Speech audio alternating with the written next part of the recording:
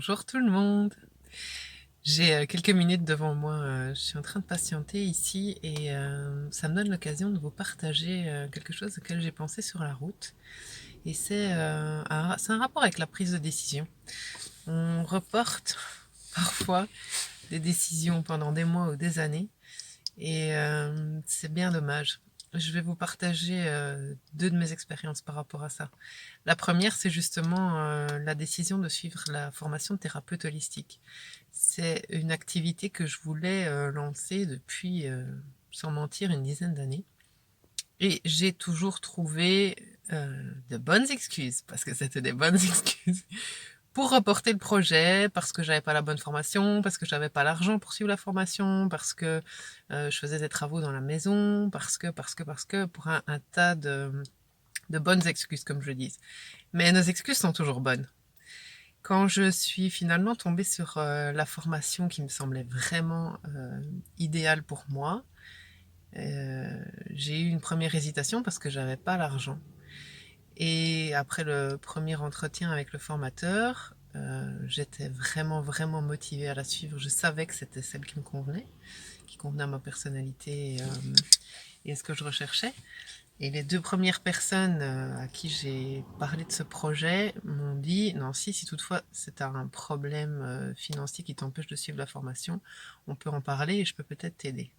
Alors, qu'a fait mon ego? Il s'est dit tout de suite: ah, mais non, il est hors de question qu'on me prête de l'argent pour que je puisse suivre cette formation. Moi, je veux avoir les fonds moi-même et je veux pouvoir payer cash cette formation. Et en réfléchissant un petit peu et en prenant un petit peu de recul, je me suis dit: mais deux personnes te proposent cette solution-là, et toi, tu dirais non par ego. Est-ce que vraiment l'excuse de l'argent tient encore la route si tu as deux personnes qui te tendent la main pour pouvoir le faire? Il se trouve que ça a été pour moi un déclic. Et j'ai dit: ok, je la suis cette formation et je verrai bien ce qui se passe. Et comme très souvent, voire toujours, quand on met les choses en place, quand on fait une première action, si petite soit-elle, les choses se mettent en place quand la direction est juste et quand elle nous convient vraiment. Parce que je n'ai pas eu besoin d'emprunter cet argent et j'ai pu payer la totalité de ma formation avant qu'elle soit terminée. Et puis, la raison pour laquelle je vous parle de tout ça, c'est que j'ai eu une autre révélation, je ne sais pas si c'est le mot juste. Depuis aussi au moins une dizaine d'années, j'avais envie de reprendre des cours de dessin. Qu'est-ce qu'il y a de a priori moins prioritaire que de prendre des cours de dessin quand on est dans la vie active, qu'on a un enfant, toujours ces mêmes travaux en cours dans la maison, et une foule d'activités, une vie sociale riche, des activités professionnelles et d'autres pas. Bref, j'ai reporté ça d'année en année, et je me disais, ne riez pas, quand je serai pensionnée, j'aurai le temps de le faire et je le ferai. Mais pourquoi attendre l'âge de la pension, enfin, s'il te plaît, Nancy? Et cette année, je me suis dit, je sais pas pourquoi c'est revenu plus intensément que les années précédentes. Et qu'est-ce que j'ai fait? J'ai téléphoné à l'école, j'ai pris les renseignements, j'ai demandé combien ça coûtait, j'ai regardé les horaires de cours.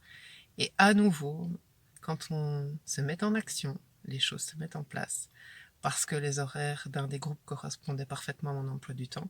Et même si ce sont 2 demi-journées par semaine, ce qui est quand même beaucoup, compte tenu d'un agenda qui est déjà pas mal rempli, il se trouve que finalement, ça s'est intégré naturellement. Et pourquoi je vous parle de ça? Parce que je me suis aussi aperçue, quelqu'un de mon entourage m'a dit, à juste titre finalement: non, si tu vas encore te rajouter ça à toutes les activités que tu fais. Et j'ai dit oui, mais je sentais que c'était juste.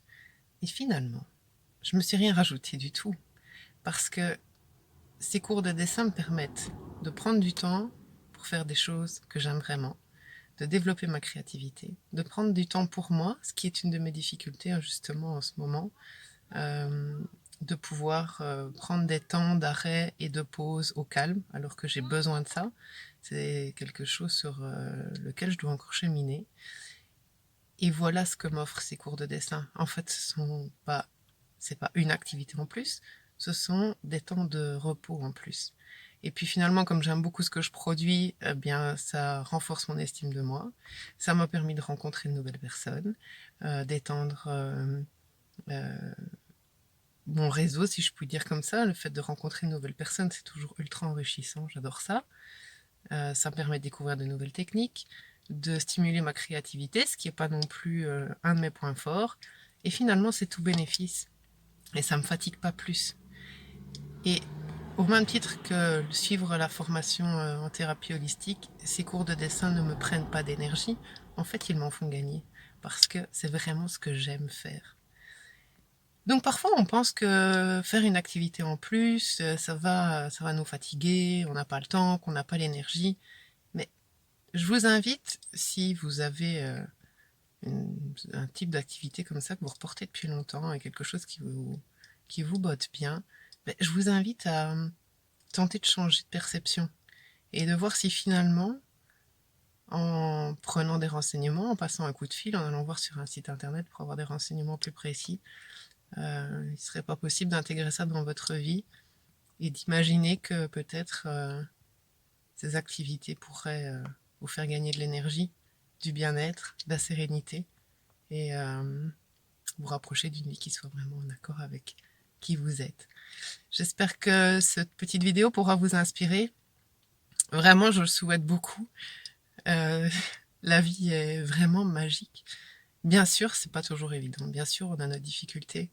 Mais pour ma part, j'ai remarqué que plus je suis consciente de la manière dont ça fonctionne, plus je crois en ça, plus je le mets en pratique et plus ça renforce ma croyance que il n'est pas si difficile de se rapprocher de la vie de nos rêves, un pas à la fois, petit à petit. Bien sûr, il y a des croyances et des peurs à dépasser. Bien sûr, encore une fois, il y a des difficultés, c'est pas toujours évident, mais c'est pas si compliqué non plus. Je vous souhaite une excellente journée. À bientôt.